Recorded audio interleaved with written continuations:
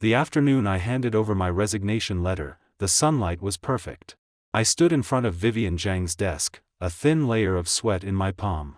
The paper lay on her desk for 5 full seconds before she finally moved her eyes away from the computer screen. She glanced at the resignation letter. Then she picked up a pen. The tip touched the paper. Scratch, scratch. She signed it. The entire process took less than 10 seconds. She pushed the resignation letter back to me, her eyes already returning to the screen. 2 words came from her mouth. Approved. I stared at her signature on the paper. Vivian Zhang. 3 beautiful, flowing characters. Exactly like the name she had signed on our marriage certificate 5 years ago. Only this time, she did not even raise her head to look at me. Vivian. I called her name. My voice was dry, like sandpaper. I have worked at this company for 5 years.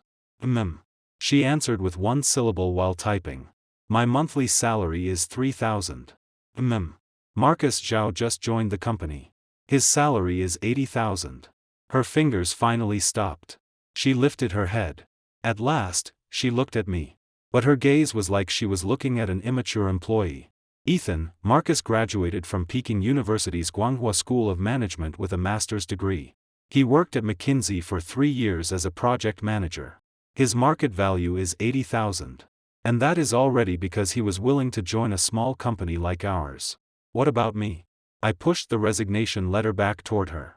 I have been here since the company had only 3 people. I arrive earliest and leave latest every day.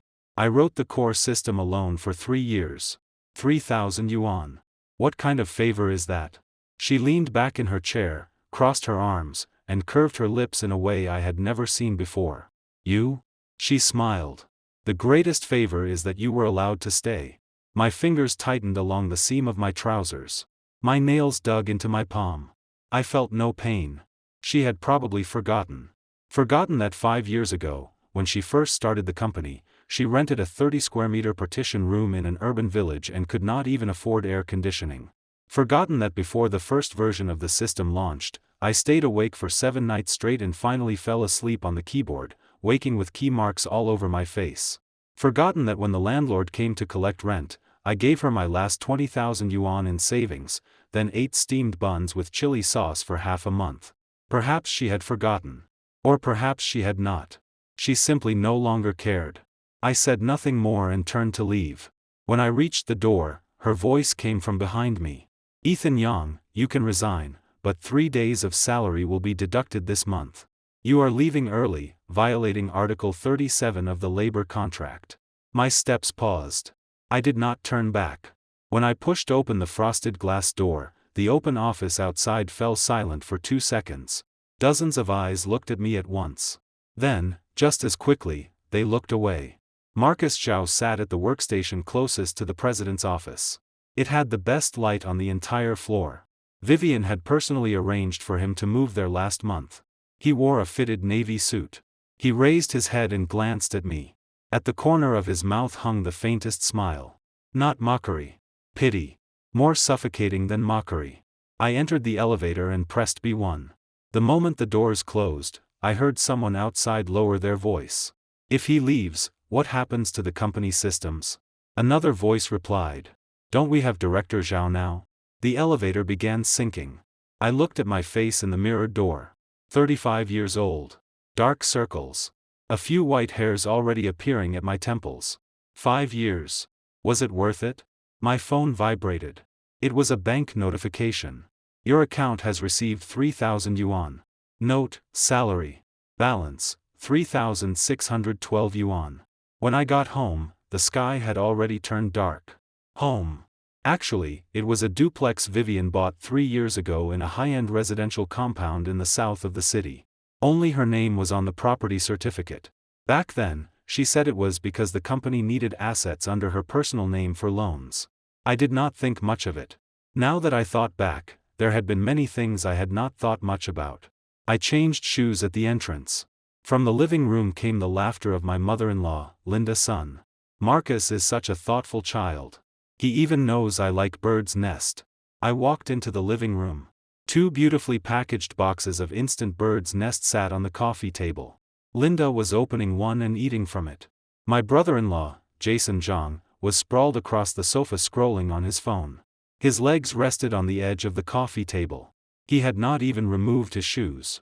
Seeing me come in, Linda's smile faded slightly. "Oh, you're back." She wiped the corner of her mouth and looked me up and down. "Why so early today? Not busy at the company?" I resigned. After those 3 words, the living room went quiet for a moment. Jason lifted his head from his phone, glanced at me, then lowered it again. Linda put down the bird's nest cup and slowly wiped her fingers with a tissue. "Resigning is good." Her tone was light. "You couldn't help much at the company anyway. You might as well go out and find proper work. You can't expect Vivian to support you for the rest of your life, can you?" "Couldn't help much?" I opened my mouth. Then closed it. She did not know that the company's most important supply chain management system was written by me alone. She did not know that when the system crashed during last year's Singles Day rush, I fixed it overnight. She did not know that finance's data architecture, HR's attendance system, and the client-side order processing module were all written by me line by line over 5 years. She did not need to know. Because in her eyes, I was only someone helping out at the company. "Mom," I said, trying to sound calm, "I worked there for 5 years. So what if it was 5 years? Linda raised an eyebrow.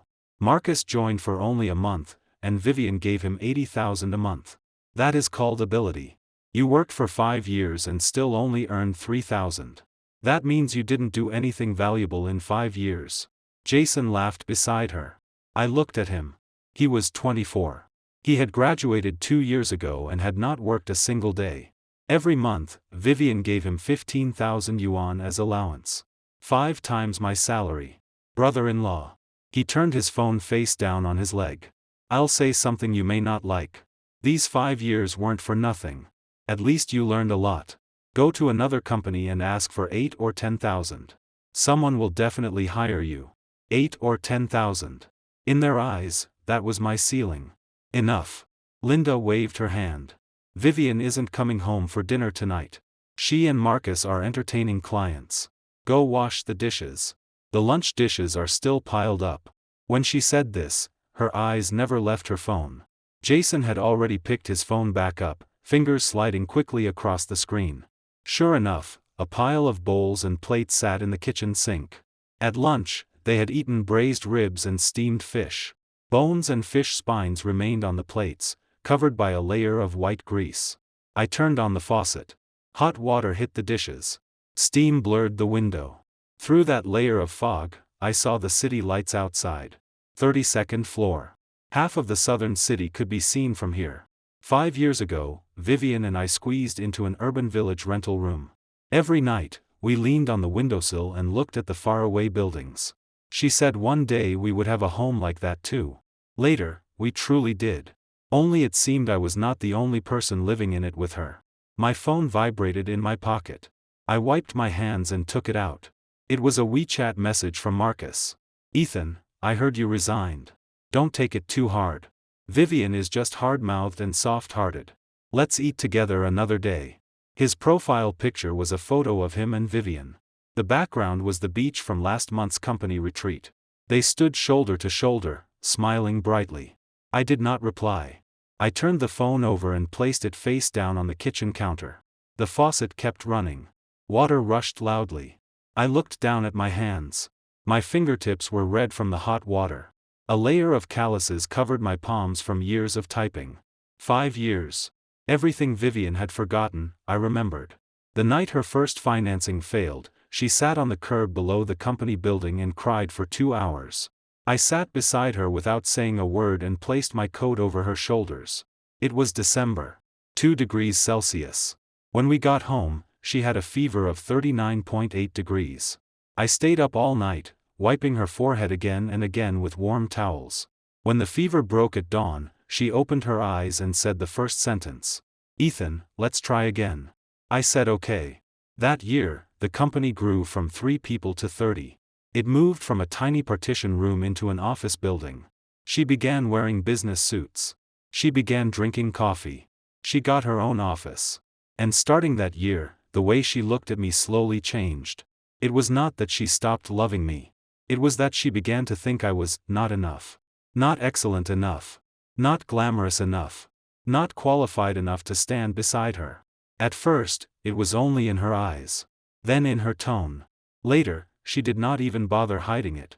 Can you stop wearing that old shirt to the company?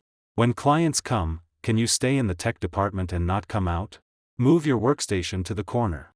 It's quieter there. Every time, I said okay. I told myself she was under pressure. She needed time. One day, she would remember what I had done. I waited 5 years. I waited until an $80,000 a month personal executive appeared. I waited until my salary remained $3,000. I waited until she approved my resignation in 10 seconds. Water splashed onto my wrist. A chill climbed upward along my veins. I shut off the faucet and placed the last clean plate onto the drying rack. In the living room, Linda and Jason were discussing where to eat that weekend. Jason said he wanted Japanese food. Linda said it was too expensive. Jason said to make brother-in-law pay. Then he paused and changed it to make his sister pay. Same thing either way. I did not go out. I leaned against the counter, picked up my phone, and opened a job app. 35 years old. Ordinary second-tier university. Computer science major.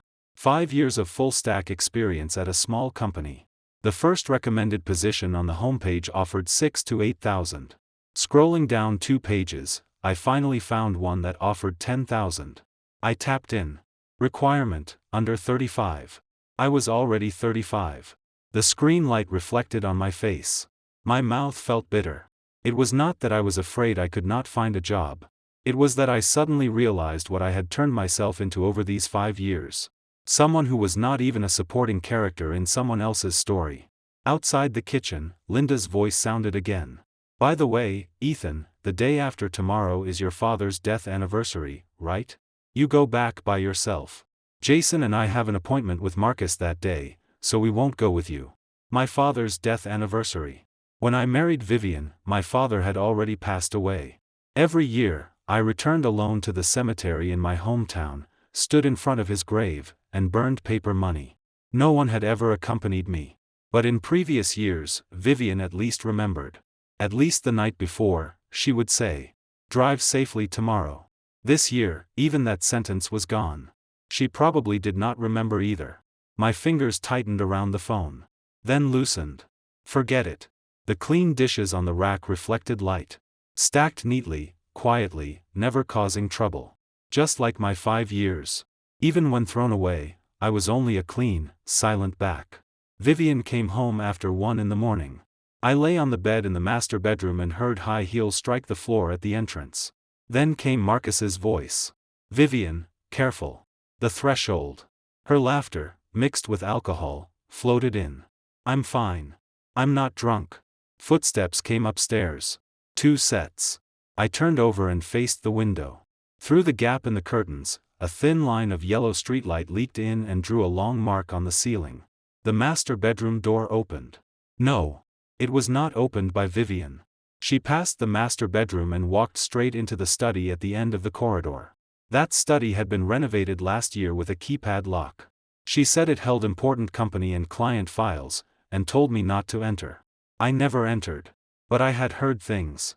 Several times in the middle of the night, her phone connected to the study's Bluetooth speaker.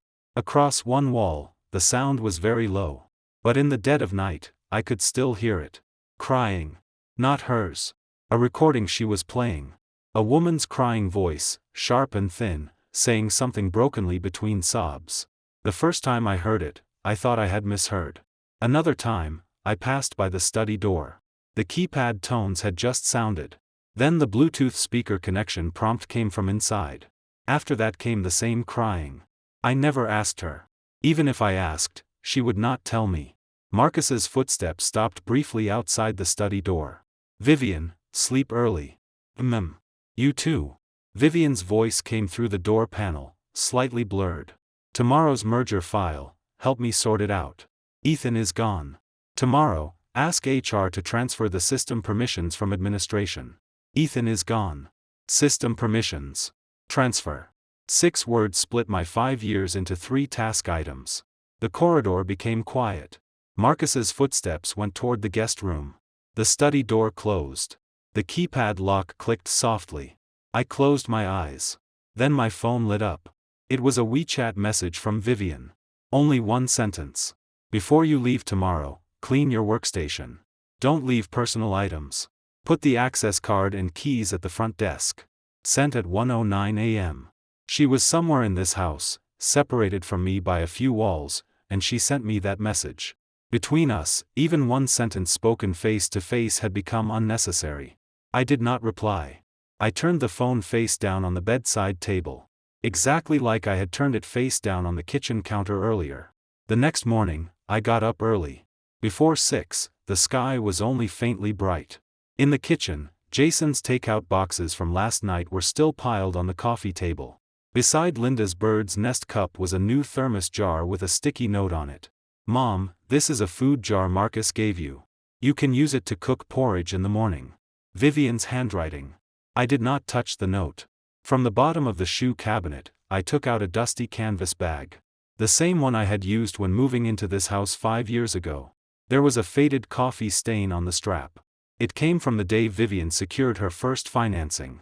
She was too excited, dancing around with coffee in her hand, and splashed it on me. "That day," she said. "Ethan, we made it." I replied. "My Vivian made it." She smiled, stood on tiptoe, and kissed me. I no longer remembered what that kiss felt like. I slung the canvas bag over my shoulder and looked one last time around this house. Crystal chandelier. Marble floor. Floor-to-ceiling windows covering an entire wall. 5 years ago, when I helped her carry the first desk into that rental room, I could not have dreamed of any of this. But in the dream, she was there. I put on my shoes and took the keychain out of my pocket. Home key. Company access card. Remote for the underground garage. 3 things strung together by a faded leather cord. The cord was a gift she had given me in college. 2 words were engraved on it. Together. I placed the keychain on the entrance shelf. Then I untied the leather cord and put it back in my pocket. The door closed behind me with a dull thud. When the elevator reached B1, my phone rang. The caller ID showed Ms. Chen, the company's administrative supervisor. "Engineer Yang?" Her voice was urgent. "The finance reimbursement system crashed this morning. The legal department's contract management system won't open either. Director Zhao said to ask you." I resigned. The other end paused. "I know, but both departments are exploding. Could you?" Resignation means I am no longer responsible for any of the company's systems. My voice was very calm. Ms. Chen was silent for several seconds. Then she sighed. "Okay. I'll tell Director Zhao. Engineer Yang, take care." The call ended. I put the phone back into my pocket and walked out of the elevator. Through the underground garage. Vivian's white Cayenne was parked in the reserved space. Beside it was a brand new black Mercedes. The license plate ended in 3/8. Marcus's company car. I walked past both cars. I did not bring any car keys. The second-hand Volkswagen I had bought 5 years ago had been taken by Jason last year. He had never returned it. At the gate of the compound, I scanned a shared bicycle. As I got on, I suddenly remembered. Today was my father's death anniversary. The cemetery in my hometown was 45 kilometers north of the city, on a mountain. By bus, I needed to transfer twice. 3 hours. I rode to the coach station and bought the earliest ticket north. There were not many people in the waiting hall. Several middle-aged men who looked like migrant workers were dozing in chairs, bulging woven bags by their feet. The air smelled of instant noodles and sweat. I found a seat by the window and opened my contacts. I wanted to find someone to say one sentence to. Today is my father's death anniversary. I scrolled through the contacts 3 times. I did not find a single person I could say it to. Finally, I called the old landline at home. It rang 12 times. No one answered. It hung up automatically. My mother had passed away 8 years ago. But I kept that number and paid 30 yuan a month for it. I had never cancelled it. Someone sat beside me. An auntie I did not know. She glanced at me, hesitated, then took a plastic bag from her purse. Inside were several steamed buns. "Young man, have you had breakfast?" I shook my head. She pushed one into my hand. "Pork and cabbage filling. Still warm." "Thank you." "No need." She smiled. Wrinkles gathered at the corners of her eyes. "Where are you going?" "Back to my hometown to visit my father's grave." She nodded. She did not say, "My condolences." She did not ask anything else. She just nodded. I bit open the bun. Steam rushed against my face. I chewed twice, but my throat tightened and I could not swallow. Not because I was sad. Because a stranger could see that I was a person who needed breakfast. Yet the woman who had shared my bed for 5 years had never asked me, "Have you eaten?" But she remembered to leave a sticky note for her mother, saying the food jar had been given by Marcus. The bus arrived. I stood, wrapped the remaining half of the bun in a tissue, and put it in my pocket. The auntie waved at me. "Travel safely. You too." When I got on the bus, the sky was fully bright. I leaned against the seat and watched roadside trees retreat outside the window. Then I suddenly remembered something. 5 years ago, on the day Vivian and I got our marriage certificate, we had no house, no company, and no 80,000 a month personal executive. It was December. Very cold. A long line stretched outside the Civil Affairs Bureau. She rubbed my hands and said, "Ethan Young, one day we'll make a lot of money and let you live the best life." I laughed. "What counts as the best life?" She thought very seriously. Then answered, "It means you can resign whenever you want. You don't have to work if you don't want to." 5 years later, I resigned. Without thinking, she approved it in 10 seconds. The bus left the city. A faint layer of blue-gray rose along the horizon. I leaned my head against the window and closed my eyes. My phone vibrated in my pocket. Vivian was calling. I declined. By the time the bus arrived, my phone had accumulated more than 10 missed calls. All from company landlines. I did not call back. I silenced the phone, put it back in my pocket, and walked up the dirt road I had walked for 8 years. The poplar trees along both sides were taller than last year. Their leaves rustled in the wind. The air smelled faintly of burned paper money, mixed with soil and pine. My father's grave was halfway up the mountain, beside my mother's. I placed the canvas bag on the stone steps before the headstone and squatted to pull the weeds growing from the cracks. The roots came out with wet soil, making tiny breaking sounds. After cleaning it up, I wiped the dust from the headstone with my sleeve. His name was carved there. Young Goen. Counting the years, he had been gone for 15 years. 15 years ago, in winter, he lay in a county hospital bed and held my hand. His final words were, "Don't let your mother suffer." That year, I was 20. A sophomore in college. Later, my mother held on for another 7 years before leaving too. Neither of them saw me get married. Neither saw me buy a house. Vivian had barely even seen their photos.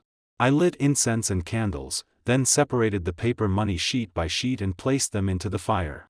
Flames licked the yellow paper. It curled, blackened, and rose as ash. Mountain wind blew over.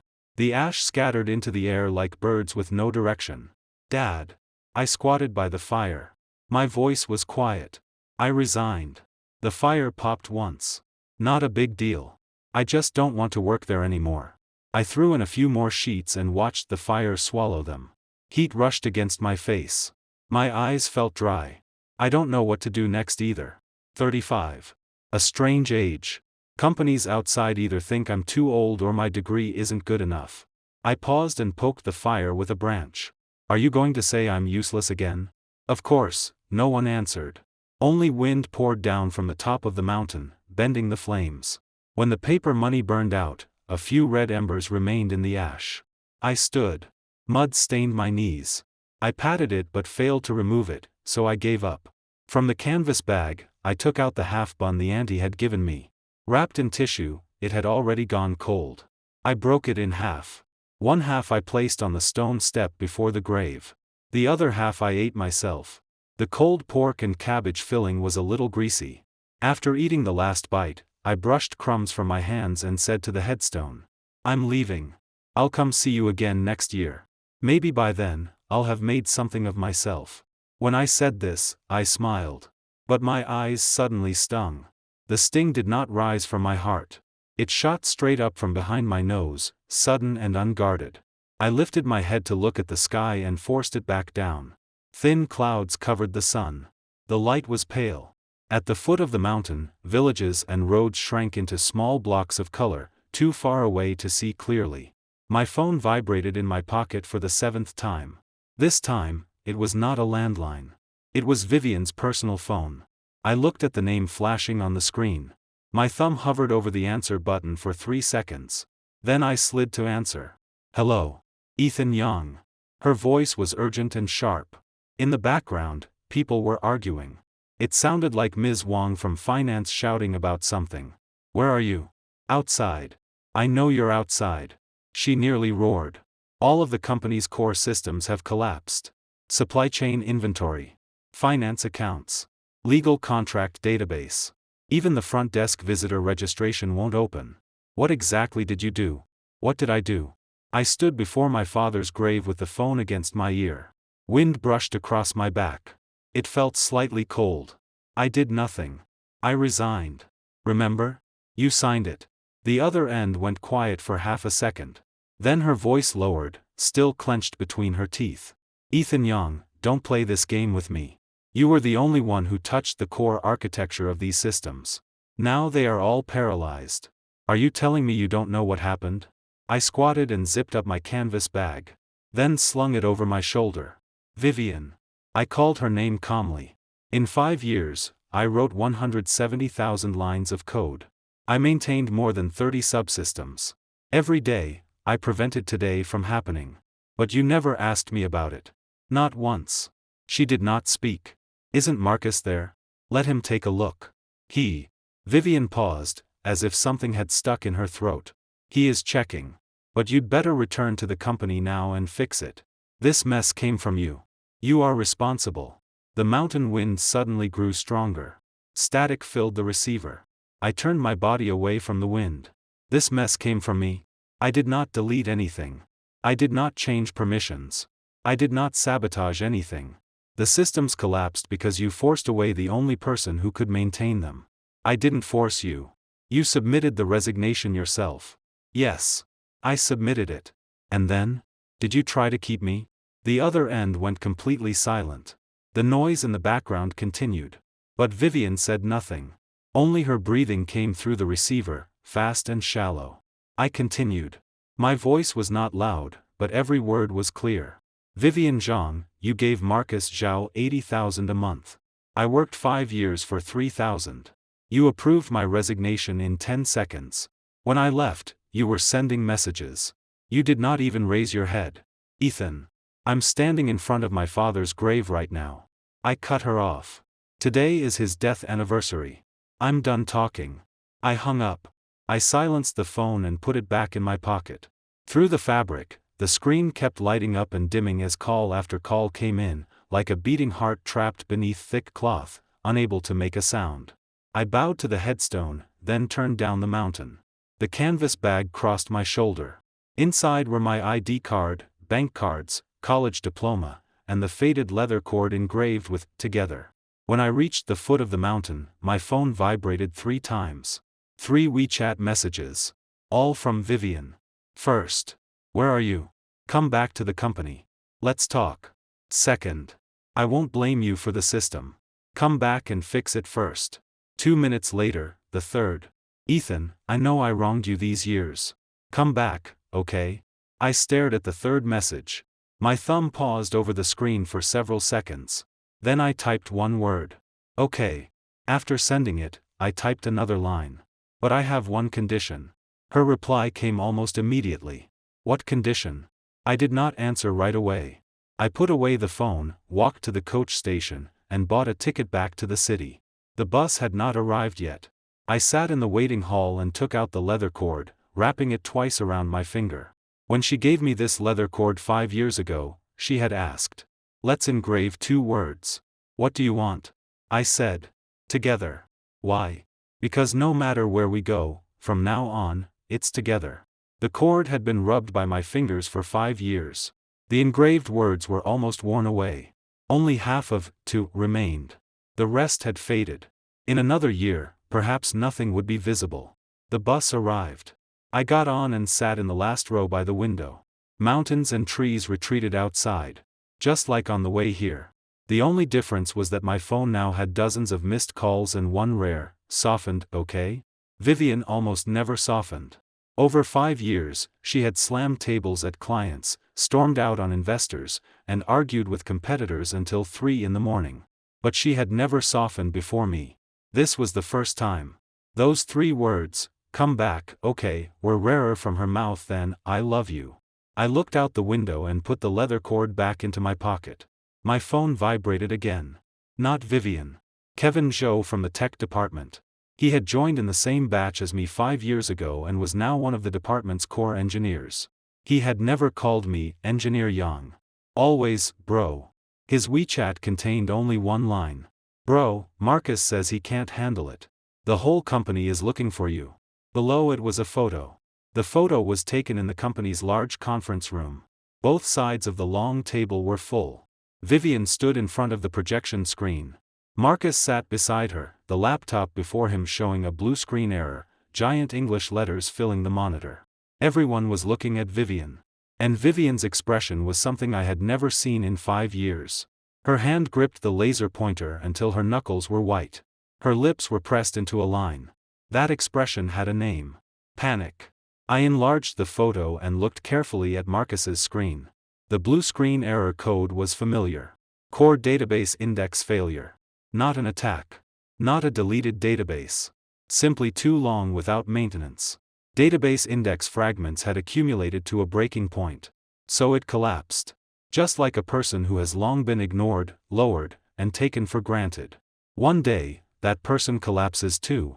I put away the phone and leaned back in the seat. When the bus entered the city, the sky had already gone dark. Neon lights flickered on one by one, reflecting colored spots across the dusty window. I watched those lights and thought about the condition I wanted. Not a raise. Not the house key back. Not firing Marcus. Something else. An answer. An answer hidden behind the keypad lock of that study. When the bus arrived, I slung my canvas bag over my shoulder and stepped off. My phone vibrated. This time, Vivian had sent a text message. Only 5 words. "What exactly do you want?" I stood on the steps outside the coach station and looked at the screen. Then typed. "I want to know one thing." She replied instantly. "What?" My fingers paused.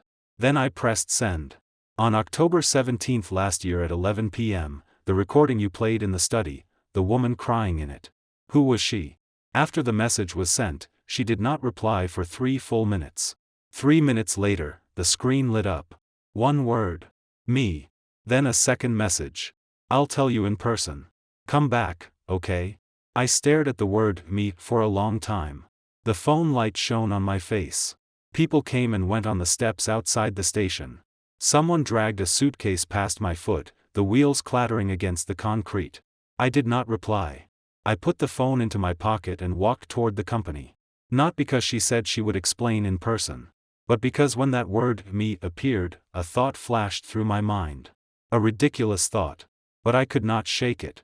The recording behind the study door was of a woman crying. But when the phone connected to the Bluetooth speaker, there had also been another sound. A crying person cannot play a recording at the same time. Unless someone else was operating it. And if that person was Vivian, then what had she been recording? Whom had she been recording? The taxi window was open. Night wind poured in, making my temples throb. I closed my eyes and pieced the fragments together. October 17th last year. Tuesday. I remembered clearly because that day had been my birthday. No one remembered. Vivian said before leaving in the morning that she had an important video meeting at night and told me not to wait for dinner. I waited until 1 in the morning. She had not come back. Then I heard the crying in the study, muffled through the wall, as if someone's mouth had been covered. The taxi stopped in front of the office building. I knew this building too well. 5 years ago, on the first day we moved in, the entire floor only had 3 offices. One for me, one for Vivian, and a glass wall between us. She made calls on that side. I wrote code on this side. Sometimes when I lifted my head, I could see her waving her arms at her phone, mouth opening and closing, like watching a silent film. Back then, the cuffs of her suit were worn pale. The soles of her high heels were uneven, and when she walked, her body tilted slightly right. Every time I got paid, I bought her a new pair. The most expensive pair was $420 after discount. She wore them and walked 3 laps in the corridor before turning back to smile at me. "Do they look good?" I said yes. She said, "One day, I'll buy a pair that costs 1,000. Later, she could buy far more expensive shoes. But I was not the one buying them. The elevator opened. The receptionist saw me and froze. The phone receiver in her hand nearly fell. Engineer Yang? Inside? I pointed toward the conference room. She nodded quickly. Every light on the entire floor was on. A lot of people stood in the corridor. Ms. Wang from finance held a stack of reports, her face iron blue. Lu from legal crouched by the wall on a call, voice low. Yes, the system won't open. We can't retrieve the contracts. When he saw me, his eyes lit up. He wanted to say something, but I had already walked past. The frosted glass door of the conference room was half open. Voices came through. I'm telling you again, this isn't a code issue. It's an architecture issue. Marcus's voice had risen 8 degrees. It carried something I had never heard from him at the company before. Irritation. I've never seen this framework. All interface documents are 3 years old. The database indexes are completely chaotic. How am I supposed to fix this? Didn't you say you could handle it? Vivian's voice was cold as iron. I can handle normal maintenance, but this thing. Marcus paused. This thing was built by him alone over 3 years. It's full of temporary patches and non-standard writing. Give me a week. I'll sort it out from scratch. A week? I pushed open the door. The conference room fell silent. Both sides of the long table were full. Every gaze shot toward me. Vivian stood before the projection screen. The laser pointer in her hand still pointed at a system architecture diagram. A diagram I had drawn 3 years ago. Marcus sat 2 meters to her left. His suit jacket hung over the back of his chair. His shirt sleeves were rolled to his elbows. A thin layer of sweat covered his forehead. No need for a week, I said. Every gaze stuck to me. But I only looked at Vivian. 5 minutes is enough. Marcus's face froze. Vivian's fingers holding the laser pointer moved slightly, as if she wanted to say something, but swallowed it back. She wore a dark gray suit dress today. Her hair was pinned up, revealing her long neck. The necklace around her neck was one she bought for herself on her birthday last year. 36,000 yuan. When she posted it on Moments, the caption was, "Love yourself." I liked the post. I did not comment. But, I said, removing the canvas bag from my shoulder and placing it on the table, I talk to you first. Vivian looked at me. Then swept her eyes across the conference room. Everyone out. Chair legs scraped against the floor. Ms. Wang left first, holding her reports. As she passed me, she lowered her voice. Engineer Yang, thank you for the trouble. I did not answer. Lu put his phone in his pocket and gave me a thumbs up. Marcus was the last to stand. He picked up the suit jacket from his chair and stopped at the door. Ethan. He turned slightly, the faint smile back on his mouth. Don't be too confident. Some problems can't be solved by changing a few lines of code. You're right. I looked at him. Some problems are not code problems. The door closed behind him. Only Vivian and I remained in the conference room. The projector still hummed. The architecture diagram on the screen was split into countless colored blocks. She stood before the screen. I stood at the other end of the table. 5 meters between us. 5 chairs. 5 years. 5 minutes. She spoke first, trying to sound calm, but her ending note lifted slightly. That's what you said. Yes. 5 minutes. But before I fix anything, answer my question. She turned off the projector. The screen went dark. Only the white fluorescent lights above remained, making her face look pale. October 17th last year, I said. The woman crying in the recording, who was she? Vivian was silent. She placed the laser pointer on the table. Picked it up again. Placed it down again. Then she raised her head and looked straight into my eyes. My second aunt. Second aunt? I frowned. Her crying? She came to borrow money from me. I refused. Vivian's voice was light, as if discussing a minor matter. She knelt before me and begged me to help her for my father's sake. I recorded it. Why record it? The corner of her mouth moved. The curve was subtle. Not a smile. More like self-mockery. Because she said if I dared not lend her money, she would go back to our hometown and tell everyone I was unfilial. She would say I became successful and forgot all my relatives. The recording was insurance. If the hometown side exploded, at least I would have evidence. Second aunt. I had met that woman twice. The first time was at Vivian and my wedding. She got drunk, held Vivian's hand, and kept saying, "Vivian has really made something of herself." The second time was 3 years ago. She came downstairs to the company, saying her son needed a down payment and asking to borrow 500,000. Vivian did not meet her. She had security escort the woman away. These memories returned one by one like old receipts pulled from a drawer. Yellowed, but clear. "Then why didn't you tell me?" I asked. "What meaning would telling you have?" Vivian shook her head. There was a trace of something in her voice I had never heard before. Not weakness. Exhaustion. "Tell you how my mother calculated my family's house? Tell you how blood-sucking my maternal relatives are? Ethan, some things, even if I told you, you couldn't help me." The sentence hung in the air for a long time. She was right. There were some things she could tell me and I still could not help. But not because of those things. Because she had never thought of letting me help. She locked all her soft spots inside that study. Behind a keypad lock. And I stood outside, writing code for 5 years, not even qualified to participate in her pain. "Okay." I nodded. My voice was lighter. "Second question." "There's a second?" She froze. "Of course." I took a notebook and a pen from the canvas bag and placed them on the table. It was an ordinary softcover notebook, its cover frayed and filled with sticky notes of many colors. My 5-year work journal. Every day, 3 lines. No matter how busy or tired, I wrote before sleeping. 5 years ago, you said something. I opened to the first page. A few lines written in black ink, messy because I had written them at 2 in the morning. You said, "Ethan, once the company grows, you will be the technical partner." Vivian's pupils tightened. 3 years ago, during the first financing round, you said it again. At that time, the company had grown from 3 people to 30. You said after the second round, we would sign a partnership agreement. The dividend ratio had been discussed. 15%. Last year, the company completed its second financing. 23 million. You never mentioned it again. I thought you were busy, so I waited. Then I found out that in the entire company, everyone from deputy director to intern had stock options, except me. I asked you about it. You said. I turned to a page dated September 6 last year. You said, "You are my husband. Isn't the company yours too? Why care about formalities?" Vivian's lips moved. No sound came out. "I only ask one thing today." I closed the notebook and looked up at her. "The technical partner position you promised me back then, does it still exist?" The conference room was silent for a long time. In the distance, an elevator dinged. The overhead fluorescent tube buzzed softly. "It doesn't." She finally spoke. Her voice was light, but every word was clear.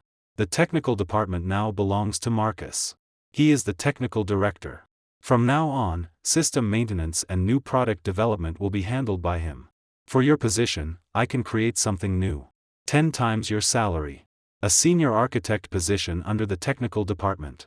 But the partner position is gone. 10 times. 30,000 a month. 30,000 without partnership." When she said this, her eyes did not dodge. She looked straight at me, as calm as when she signed my resignation. This was not a sudden decision. It had been made at some point I did not know. She was only telling me today. I put the notebook back into the canvas bag and zipped it shut. "Understood. Ethan, 30,000 is not little. Plus year-end bonus." "No need." I interrupted her. My tone was not sharp. It was even calmer than before. Because before coming here, I had already guessed most of the answer. 5 years of instinct had not been wasted. I stood, slung the canvas bag over my shoulder, and walked to the door. Then I stopped and looked back at her. She still stood there, her hand gripping the edge of the conference table, knuckles white. "I will fix the system," I said. "Not for you. For the people outside who have helped me over the past 5 years. Ms. Wang. Lou. Kevin. They still need to come to work tomorrow. They still have families to support. They should not carry the consequences of problems between you and me. What about after you fix it?" "After I fix it." I pulled open the conference room door. The corridor light flooded in and spread a bright strip across the floor. "Whether I leave or stay will not be decided by you." When the door closed behind me, I did not turn back. But in the frosted glass, I saw her shadow. She stood still, as if nailed beside the table. In the corridor, Kevin from tech was already waiting with a laptop. Marcus stood beside him. There were almost 3 meters between them. Neither looked at the other. Bro. Kevin handed me the laptop. The database indexes are all gone. I tried restoring from backup, but the backup checksum is wrong too. No restore. I sat down on a corridor chair and opened the laptop. The screen lit up. The familiar command line interface appeared. A cursor blinked in the upper left corner. 5 years. These lines of code had spent more time with me than any person. Marcus stood beside me, arms crossed, looking down at my screen. The faint smile was still there, but beneath it was something else. As if he was waiting for a flaw. Ethan, repairing index corruption through normal methods takes at least 4 hours. You're not planning to rebuild manually, are you? I did not answer. I typed 3 commands. Enter. A green prompt appeared on the screen. Index rebuilding started. Estimated time, 3 minutes 47 seconds. Marcus's arms dropped. 3 minutes. His voice changed. You wrote an automatic rebuild script? I didn't just write it. I kept my eyes on the screen, fingers flying across the keyboard, waking one failed subsystem after another. I wrote it 3 years ago. It automatically monitors index fragmentation and generates a rebuild task when the critical threshold is reached. I just never told anyone this script existed. Why? I mounted the final subsystem, pressed enter, then lifted my head to look at him. Because if someone maintains the index once a month, this script will never trigger. And for the past 3 years, I have done that every month. The progress bar completed. The system status panel jumped from a field of red to green. One light after another turned on. Like a city recovering power after a blackout. Someone in the corridor let out a low cheer. Ms. Wang rushed into the office, opened her computer, and shouted. The accounting system is working. I looked at Marcus. The smile on his face had completely disappeared. What replaced it was hard to describe. Not admiration. Not defeat. It was the expression of a person who had finally understood something. Marcus Zhao. I closed the laptop and stood. An 80,000 a month technical director is not shameful. But taking 80,000 while failing to distinguish between a backup script and automatic index rebuilding, that is your problem. After speaking, I did not look at his reaction. I slung my canvas bag over my shoulder and walked toward the elevator. Halfway there, a voice caught up behind me. Where are you going? Vivian. She stood at the conference room door. Her makeup looked slightly smudged under the fluorescent lights. Her lips were tightly pressed. The hand gripping the door frame trembled faintly. Home, I said. Which home? The elevator doors opened. It was empty inside. I stepped in. Before the doors closed, I looked at her. Mine. The doors closed. The elevator descended floor by floor. I leaned against the wall. My phone vibrated non-stop in my pocket. Vivian's calls, one after another, exploded like firecrackers inside the fabric. I did not answer. Because I knew what she wanted to say. The systems were fixed. Come back. Conditions can be discussed again. But what I wanted was not conditions. The elevator reached B1. The doors opened. Cool underground air rushed in, carrying dampness from the parking garage. I passed Vivian's white Cayenne and Marcus's black Mercedes, then walked toward the exit. My phone lit up. This time it was not a call. A text message from Vivian. 6 words. What exactly do you want? I stood at the slope leading out of the garage. Night wind poured down from above, slapping the strap of my canvas bag. I typed a few words. Deleted them one by one. Finally, I left only one sentence. Tomorrow at 10. I'm coming to take back something. Then I turned off my phone. The moment the screen went dark, I saw a small patch of night sky reflected in the glass roof of the garage. No stars. Only city lights coloring the clouds orange-red, like a fire that had burned all night and still had not gone out. 5 years. I had kept waiting. Waiting for her to see me. Waiting for her to remember what she had forgotten. I had waited enough. The rental room was in the old Southern District, inside a tube-shaped building from the 1990s. Most of the mosaic tiles on the exterior had fallen off, revealing gray cement beneath. When I dragged my suitcase upstairs, 2 voice-activated corridor lights were broken. Only the lamp at the third-floor corner still glowed dim yellow, shining on walls covered in small advertisements. The room was on the 5th floor. No elevator. 1 bedroom, 1 living room. 37 square meters. Monthly rent, $1,200. When signing the lease, the landlady looked me over several times.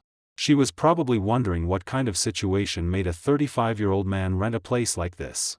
I did not explain. I transferred a year's rent. She stopped looking. On the first night after moving in, I lay on the hard plank bed and stared at a thin crack in the ceiling. It stretched from the corner of the wall to beside the light fixture, like a dried riverbed. Downstairs, someone was cooking. The smell of oil floated through the window cracks, mixed with chili and garlic. Next door, a TV played a dating show. A female guest was saying, "I hope he has a house and a car." I folded my arm under my head and suddenly remembered something. The night before moving in, the night I fixed the system, I returned to the duplex. Not to get things. Most of my belongings had already been moved out. I went back to get the leather cord engraved with "Together." I had left it on the entrance shelf. It was past 9 at night. When I opened the door, 3 people sat in the living room. Linda's son, Jason, and Marcus Zhao. Cut fruit and 2 glasses of red wine sat on the coffee table. Linda was showing Marcus old photos on her phone. The screen showed Vivian in college.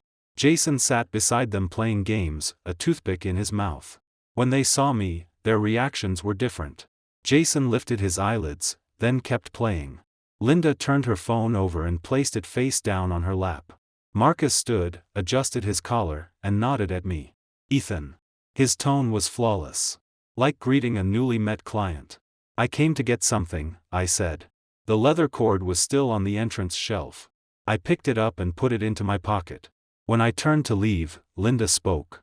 "Ethan." She did not call me son-in-law. Only Ethan. "I heard about you and Vivian. Don't blame her. She is a woman supporting such a large company. It has not been easy. If you truly care about her, stop creating trouble at a time like this." "Mom. I call you Ethan because you have eaten in my house for several years."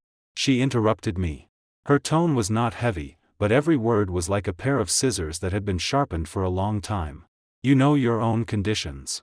When Vivian married you, I did not agree. Now she has finally reached this point. If you cannot help, at least do not drag her down." Jason laughed beside her, eyes still on his phone. Marcus stood by the sofa holding a glass of wine and said nothing. His expression was subtle. His mouth did not lift, but in his eyes there was a steady light. I had seen that light many times in business. It meant, victory is certain. I looked at Linda, then Jason, and finally Marcus. "Marcus Zhao. The system is fixed. The database index auto-rebuild script is in the server task scheduler. It runs automatically every 3 months. Kevin in the technical department knows how to read the logs. Ask him." Marcus raised his glass. "Thank you. No problem. 80,000 a month. You should know." I turned and left. Behind me, Linda's lowered voice sounded. "Look at that attitude. Vivian is too soft-hearted. A person like that should have been." The door closed, cutting off the rest. Lying on the hard bed in the rental room and remembering that scene, I realized I was not angry. Not because I was generous. Because I had heard such words for 5 years. I had become numb. The first time Linda said, "You don't deserve my daughter," Vivian and I had only been dating for half a year. It was the second day of the Lunar New Year.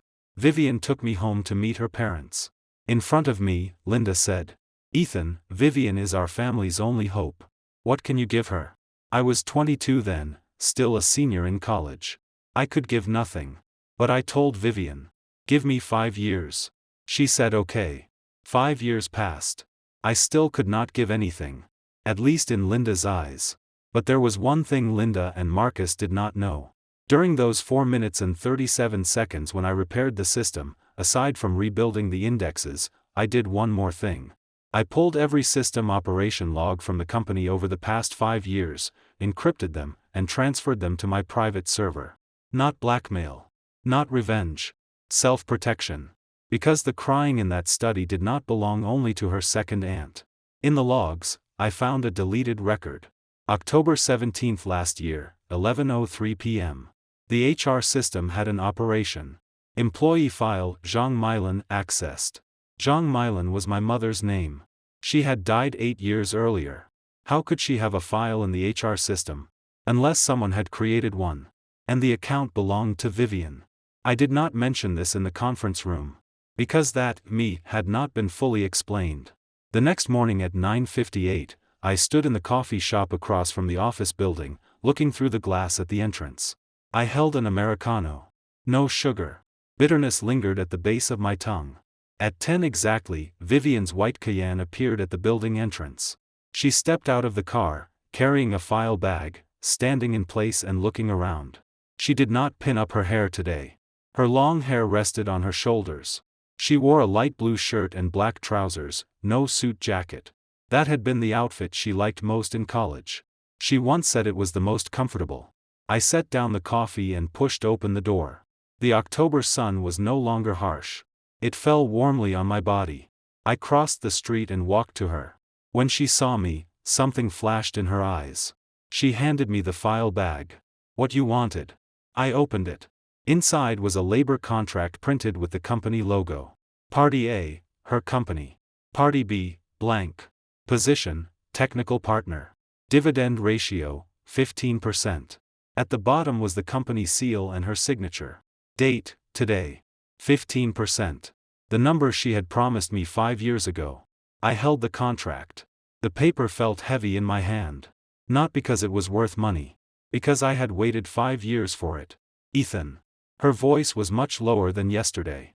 There were faint shadows beneath her eyes. She probably had not slept all night. Come back. The company cannot operate without you. And I. Vivian Zhang. I called her full name. When those 3 syllables left my mouth, something indescribable passed through my chest. Like a string stretched tight for 5 years finally loosening. But the moment it loosened hurt the most. If you had given me this contract yesterday, I would have signed it. Her eyes lit up. But you didn't. I flipped to the final page and pointed at her signature. You signed your name. You stamped the company seal. You wrote 15%. But you did not write one thing. What? You tell me. I closed the contract, placed it back in the file bag, and handed it back to her. In that study, other than your second aunt's recording, what else is there? Her face paled in an instant. Not fully white. But the blood began leaving the edges of her lips, like a tide retreating from sand. What are you talking about? The keypad lock changed 3 times. The first password was your birthday. The second was the company registration date. The third. I looked into her eyes. Was our wedding anniversary reversed? You used dates I remembered as passwords to lock away things I was not allowed to know. Vivian Zhang, besides your second aunt, who else is inside? She did not answer. The file bag in her hand was clenched tightly, the paper creasing in thin lines. The fountain nearby rushed loudly. Water filled the silence between us. Ethan. She finally spoke. Her voice was so light it was nearly swallowed by the fountain. Some things are not what you think. Then what are they? She opened her mouth. Then closed it. Then she did something I did not expect. She took out her phone, opened the gallery, tapped into a photo, and turned the screen toward me. In the photo was a woman in her 40s. Thin, cheekbones high, wearing a faded floral blouse. She sat in a dim room. Behind her was a yellowed wall with an old award certificate pasted on it. Her eyes were swollen. She had clearly cried recently. Who is this? Marcus Zhao's mother. Vivian's voice trembled. She was diagnosed last year. Marcus was still at McKinsey then. To pay for her treatment, he sold his house. I recruited him into the company and gave him 80,000 not because he was an ex-boyfriend. She paused. Her throat moved. But because his mother is my mother's cousin. I froze. He is your relative? Cousin. Vivian put her phone away. Her eyes reddened. My second aunt's son. His mother married out of town and changed her name, so few people know the connection. I brought him in partly because he had ability, and partly. She inhaled. Because my mother forced me. She said, now that you've made something of yourself, you can't ignore your aunt's family. Half of his 80,000 salary is privately transferred to his mother for medical fees. I did not dare let anyone know. Including you. Sunlight slanted through the gaps between buildings and fell on her face. It made the tears in her eyes bright. I was silent. Not because she convinced me. Because I suddenly realized she had hidden far more than I had imagined over the past 5 years. She blocked everyone outside. She carried the mess of her maternal family, her mother's schemes, and the company pressure alone. Then she locked every secret and weakness she could not show inside that study. I stood outside the door. Waiting for 5 years. Ethan Young. She called my full name. Her voice was hoarse. I never stopped trusting you. I just. She stopped and took a deep breath, as if gathering strength for the next sentence. Just what? I was afraid that if you knew all this, you would think I was a terrible person. Her voice broke on the final word. The fountain rose and fell. In the sunlight, the water shattered into thousands of droplets. I looked at her. This woman who had plotted every step for 5 years and never shown weakness stood before the office building, hair messy from the wind, eyes red, clutching a contract that was 5 years late. I reached out and took the file bag. I'll accept the contract. But I won't sign it immediately. She looked up sharply. Why? Because until you open that door. I said, each word landing steadily. I am not coming back. What door? The door in your heart. After speaking, I tucked the file bag under my arm and turned toward the rental room. Behind me, I heard her footsteps chase 2 steps. Then stop. She called. Ethan, tomorrow the company has an important merger signing ceremony. Will you come? I want you there. My steps did not stop. She continued behind me. If you come, sign the contract, okay? I lifted my hand and waved it in the air. Not agreement. Not refusal. Uncertainty. The next morning, I was woken by my phone vibrating. Not an alarm. A WeChat message from Vivian. The time showed a little past 4 in the morning. She had probably stayed awake all night. The message contained only one image. An electronic invitation to the signing ceremony. Time, 10 a.m. Venue, 3rd floor banquet hall, Jinyan Tower. The invitation was beautifully designed with gold lettering and the company logo on top. In the invitee field were 2 words. Ethan Young. Below it was 1 sentence. I saved you a seat. 1st row. I stared at the line for a few seconds, turned the phone face down, and went back to sleep. Not because I did not want to go. Because I had not yet decided which side I would stand on after going. The contract was in my canvas bag. Still unsigned. At 7:30, the alarm rang. I got up, washed, and shaved in front of the mirror. The electric razor buzzed, vibrating against my chin. A crack ran across the mirror from upper left to lower right, splitting my face in 2. My phone vibrated again. Not Vivian. Marcus. His WeChat was short. Ethan, you're coming to the signing ceremony today, right? I had administration save a parking spot for you. B2, Zone C, Space 18. B2, Zone C, Space 18. The company's executive parking area. In 5 years at this company, I had never parked there once. Now he had administration save me a spot. Not Vivian. Not Lou from administration. Marcus. He used the tone of a host to arrange a guest seat for me.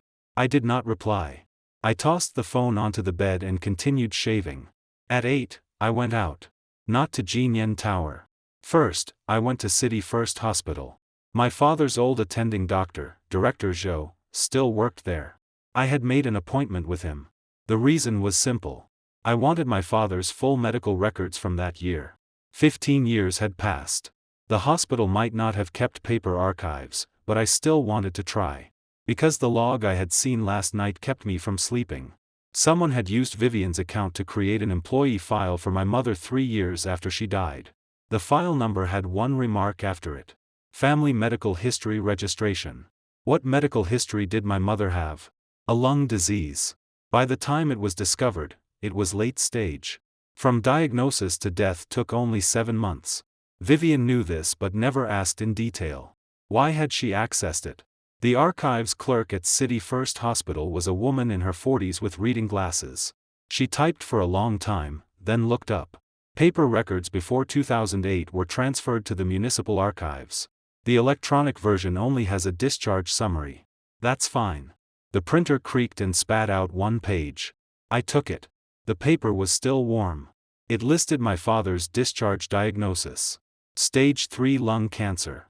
Admission date, November 7, 15 years ago. Discharge date, January of the following year. Discharge method. Deceased per medical instruction.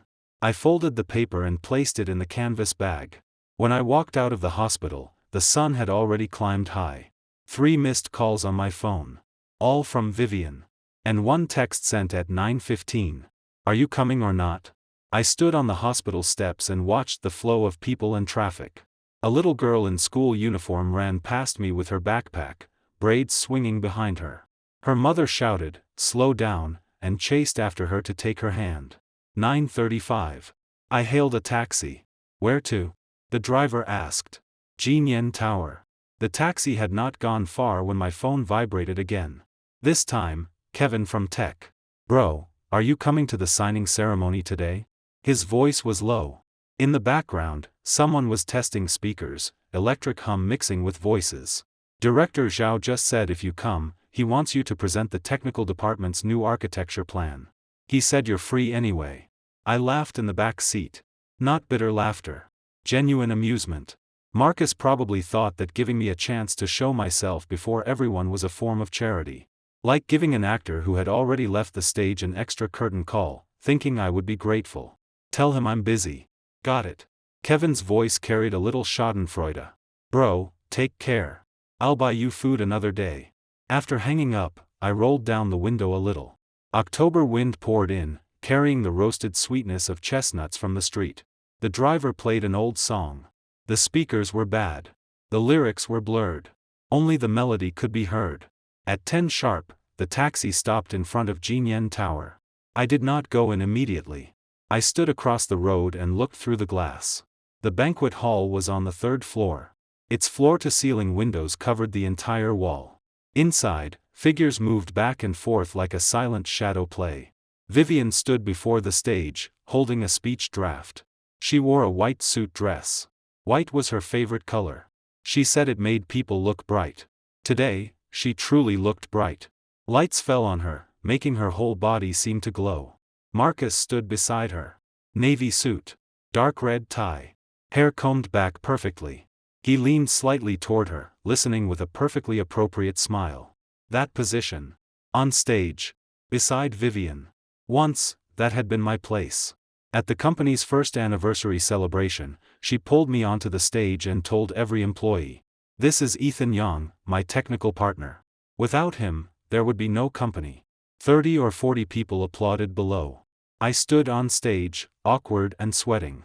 Under the table, she held my hand and whispered, "Don't be nervous. I'm here." Now, standing beside her on stage was another person. I crossed the road and pushed open the door of Jinyan Tower. Cold air rushed over me. The air conditioning was strong. A uniformed attendant stood by the elevators and asked which floor. 3rd. He pressed the button. The doors closed. The numbers climbed one by one. 3rd floor. The banquet hall doors were half closed. Inside came microphone echoes. Someone was saying, "Thank you to all partners for attending." At the sign-in desk, the young woman looked up and froze. Then she quickly wrote something on the registration sheet. "Mr. Yang, your seat is in the 1st row." She handed me a badge. 4 words printed on it. Special guest. I did not put it on. I held the badge in my hand and pushed open the banquet hall doors. The signing ceremony had just begun. Vivian stood on stage. The slideshow was lit behind her, showing core merger data. Her voice came through the speakers, clear and strong. After this merger is complete, our market share will double. Our technical architecture must also undergo a full upgrade. Her gaze swept across the audience. When she saw me, it paused for half a second. Only half a second. But enough for me to catch it. Marcus followed her gaze and looked over. The smile on his face did not move. But his fingers around the laser pointer tightened slightly. That movement lasted less than a second. Then he reopened his smile and bowed slightly to the audience. "Next, I will introduce our technical team's new architecture plan." He clicked the laser pointer. The slide changed. On the screen appeared a large title. Technical Architecture Upgrade Plan. At the bottom was only one name. Marcus Zhao. No trace of anything I had written before. I stood in the back row, leaning against the wall, arms crossed. After listening to the first part, I knew exactly what level it was. The plan itself was not awful. He had repackaged the underlying framework I had written, added prettier charts and professional jargon, but the core architecture and interface design were mine. The only thing he changed was replacing my distributed architecture with a centralized one. Centralized architecture was cheaper. But for a system whose daily order volume would double after a merger, it would not last 3 months. The merged system needed to support over 1 million orders per day. Where the bottlenecks would be. How much redundancy was required. How to solve single-point failure. I had written all of it clearly in a technical white paper 3 years ago. That white paper should still be sitting in a folder on the company shared drive. File name. Architecture Selection Proposal. Last modified, June, 3 years ago. Marcus had probably never read it. I said nothing.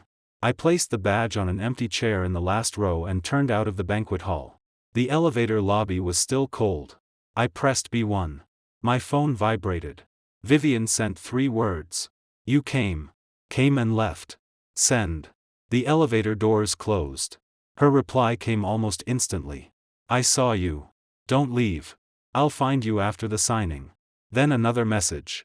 Think again about the contract. I did not reply. The elevator reached B1. The underground garage smelled of cold air and exhaust. I passed rows of cars and walked toward the exit. When I reached B2, Zone C, I saw Space 18. Empty. A brand new reserved sign hung over it. Printed text. Reserved.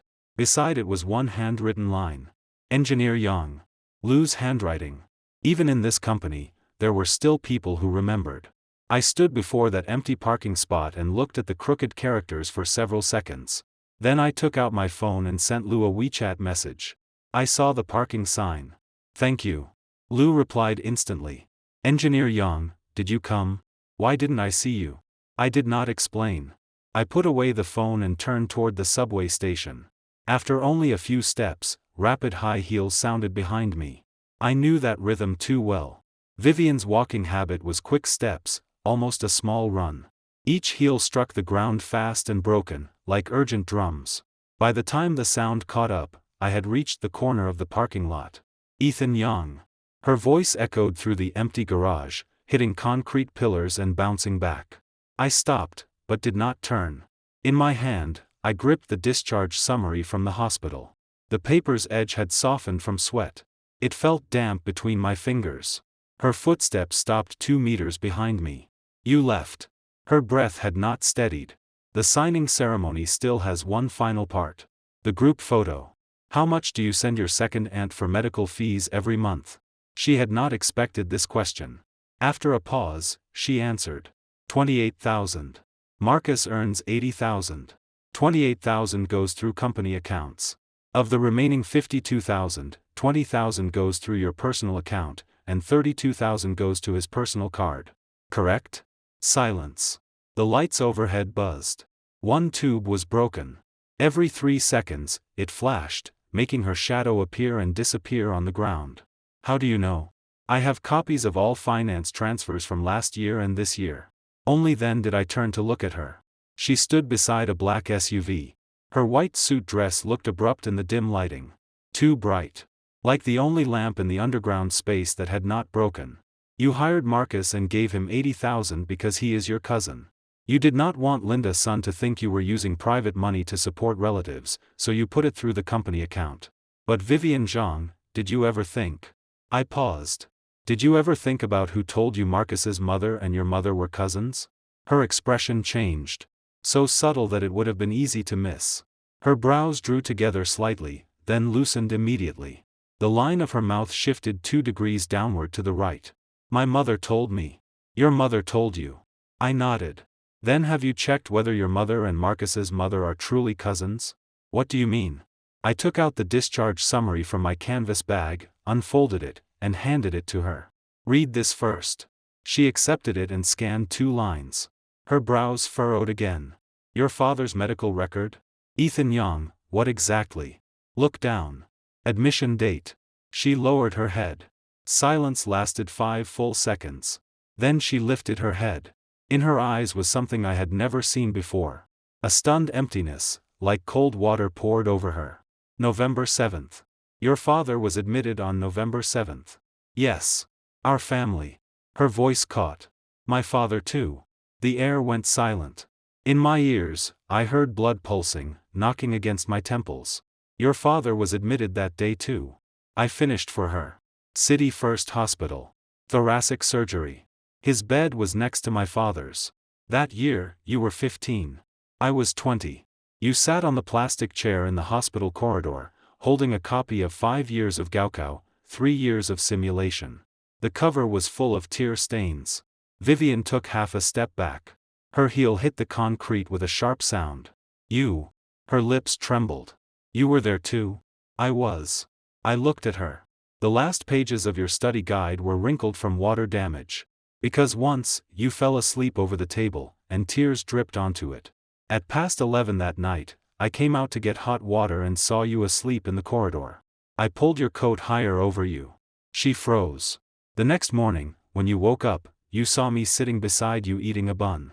You asked why I didn't go inside to sleep. I said my family was lying inside.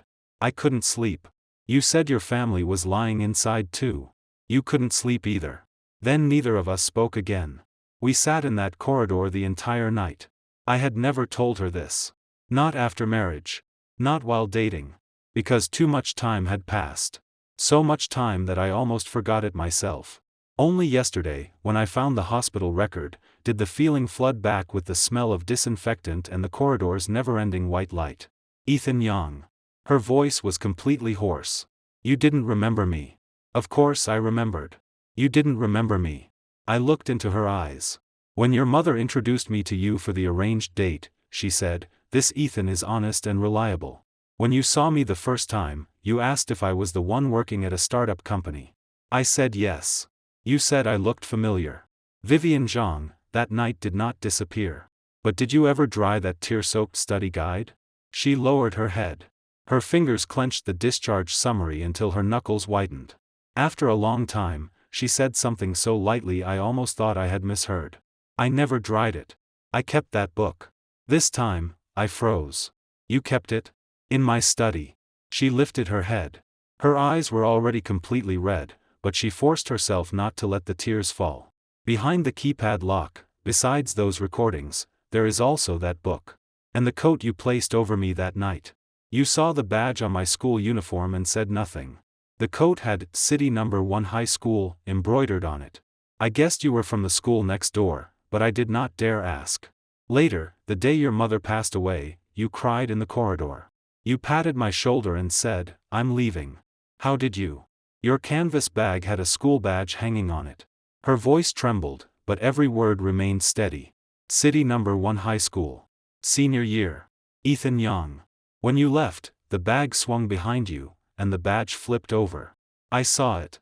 The garage was quiet for a very long time. In the distance, a car drove over a speed bump with a dull thud. So you agreed to that date because I had waited for the boy who covered me with his coat 15 years ago. Her tears finally fell. 1 drop. 2 drops. They hit her white suit dress and spread into pale gray circles. Ethan Young, you thought I forgot everything. But I remember everything. The 20,000 you advanced. Every pair of shoes you bought me. Every night you worked overtime. I remember all of it. It's just that later you thought I was not enough. She wiped her tears, then spoke with stubborn force. Later I thought I was not enough. Not strong enough. Not smart enough. Not worthy enough of how good you were to me. I could only climb upward desperately, as fast as possible. While climbing, I forgot what it felt like to walk beside you. I was silent for a long time. The garage light flickered again, stretching her shadow until it reached my feet. The contract? I asked. She took the file bag from the side pocket of her suit dress and handed it over. There was a small water stain on the paper. Her tear had fallen on it. I accepted it, pulled out the contract, and turned to the final page. I took out a pen, uncapped it, and signed on Party B's line. Ethan Young. When those letters fell onto the paper, a faint gray water mark slid from her little finger and landed on the first stroke. Her eyes widened. Ethan. I signed. I handed the contract back. The 15% technical partner role, I'll take it. But not because of what you said today. Then why? Because I promised the girl who sat all night at the hospital door 15 years ago. 5 years. I looked down at her tear-streaked face. The stone pressing on my chest for 5 years finally loosened. But when it moved away, it scraped painfully, leaving a pale mark inside. What you owe me now has nothing to do with the contract. Nothing to do with money either. Then what do I owe you? You owe me a together. I took out the faded leather cord and shook it before her. The words are almost gone. You need to give me a new one. She burst out laughing through tears. That kind of tearful laugh destroyed her delicate makeup completely. But she did not care. She grabbed the hand holding the leather cord and held it tightly. Okay.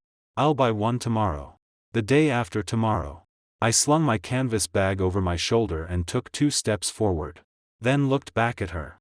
Tomorrow, there is still a hard battle. Her smile faded slightly. What hard battle? The relationship between your mother and Marcus. I said. Before your mother told you Marcus's mother was her cousin, she met someone. Who? Your second aunt. I looked at her.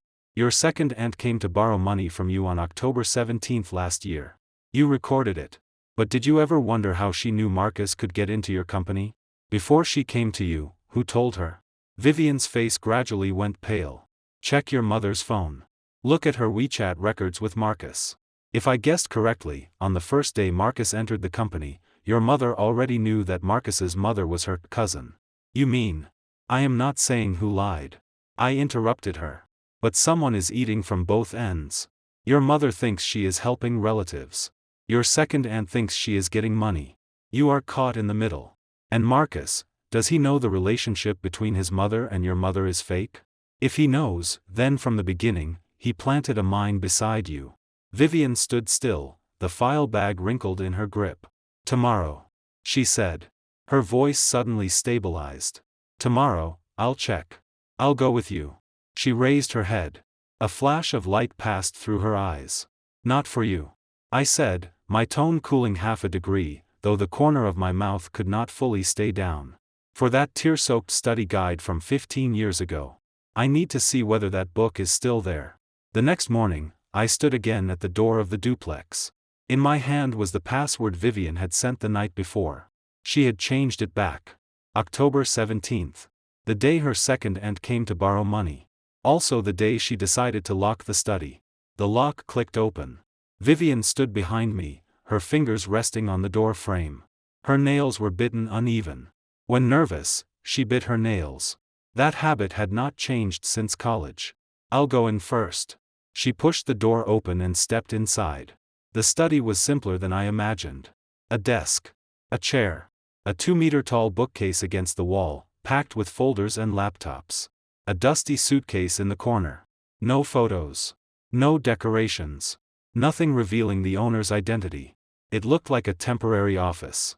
But on the third shelf, there was a damaged copy of 5 years of Gaokao, 3 years of simulation, mathematics volume. The spine was cracked. Yellowed pages peeked out. Beside it lay a navy blue coat, folded neatly. On the cuff was embroidered. City number 1 High School, Senior Class 7, Ethan Young. You didn't throw it away. No. Her voice came from behind me, muffled. Every season, I take it out and fold it again so insects don't eat it. But you never asked where that coat went. I thought you threw it away. It was the first thing you ever gave me. She walked beside me and brushed the embroidered cuff gently. Even if you only did it casually. I looked down at the coat. 15 years had passed. The color had faded into gray-blue. But the embroidery could still be read. I touched it. The fabric was thin as paper. Through it, my fingers almost felt the grain of the wooden shelf. Anything else? I asked. She walked to the desk, opened a drawer, and took out a craft paper envelope. The employee file you found is here. She opened it and poured out several printed sheets. Zhang Milan. Mother of Ethan Young. Registered employment date. 8 years ago. My mother had already died 8 years ago. Who created this file? I did. Vivian's voice was steady, as if discussing something unrelated to emotion. 8 years ago, the day your mother passed, you cried all night in the hospital corridor. The next day you came to work, your eyes were so swollen you could barely open them. I asked what happened. You said nothing. Later, I went to the hospital and made a copy of your mother's death certificate. I stored it in her file.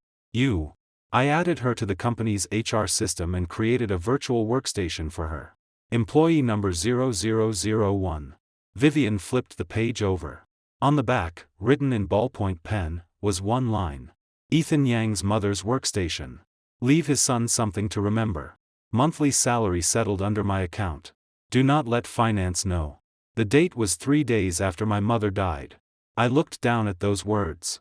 My eyes stung fiercely. This was different from the sting at my father's grave. That time, it had been something held back until it overflowed. This time, it surged up from behind my nose in an instant, blurring my vision. My voice was hoarse. Why didn't you tell me? I was afraid you would think I was being sentimental. She placed the paper back on the desk and tapped the surface twice. Ethan Yang, the thing I fear most in this life is you thinking I don't care about you. So I hid every single thing that proved I cared. I hid them so tightly that even I did not dare look. And in the end, you hid them so well that I truly thought you didn't care. She looked up at me, eyes red, and smiled. Now you know? I know. On the third shelf, beside the study guide, several folded sheets of paper were tucked underneath. I pulled them out and unfolded them. Vivian's handwriting. The date was the 2nd year after her father died. The beginning said, "To my husband 15 years from now." Only 3 lines followed. If you are reading this letter, it means I have not lost the stupidest part of myself. 15 years ago, a boy placed a coat over me outside a hospital ward. From that day on, I thought that one day, I would marry someone like him. Later, I truly married him. But he does not know how long I kept that coat. I folded the letter and placed it back. One more thing. Vivian reached into the bottom of the drawer and took out an old phone. The screen was cracked. The edges were worn pale. The phone she had used 5 years ago. I found the chat records between my mother and Marcus last night. She unlocked it, opened WeChat, and handed it over. The chat records began last September. Marcus's profile picture was a black silhouette. Linda's profile picture showed her in a cheap house standing under a tree. The conversations were not long. But every sentence was a needle. September 3rd. Marcus. Auntie, my mother said you haven't been feeling well lately. I'll visit when I have time. Linda. You are thoughtful. By the way, your mother mentioned you graduated from Peking University's Guanghua School? Where are you working now? Marcus. McKinsey. But I'm thinking of changing environment. Linda. Then come to Vivian's company. She happens to need someone to manage tech. Don't worry. Auntie will arrange it. Marcus. Would it be convenient with Vivian? Linda. What's inconvenient? I make half the decisions in her company. Once you come, you'll be one of us. I scrolled down 2 pages. September 15th. Linda sent a voice message. I tapped it. Through the old phone's broken speaker, Linda's voice came with electric crackling. Marcus, how much is your annual salary at McKinsey? Marcus typed. 650,000 before tax. Linda immediately sent another voice message. Then I'll tell Vivian to give you 800,000. The extra 150,000, transfer to your mother every month. Don't let Vivian know. Don't let Vivian know. That sentence echoed several times in the quiet room. The old phone light shone on Vivian's face. Her expression was calm, as if looking at a joke she had already heard many times. Your mother doesn't know you already know she and Marcus's mother aren't cousins. I said. She thinks you are still in the dark. Yes. Does Marcus know? She was silent for 2 seconds. He knows. In his 2nd week at the company, I talked to him face to face. I told him I knew my mother was helping him. But I didn't care whether he was my cousin. I hired him because his resume truly matched an 80,000 salary. He said one sentence. What?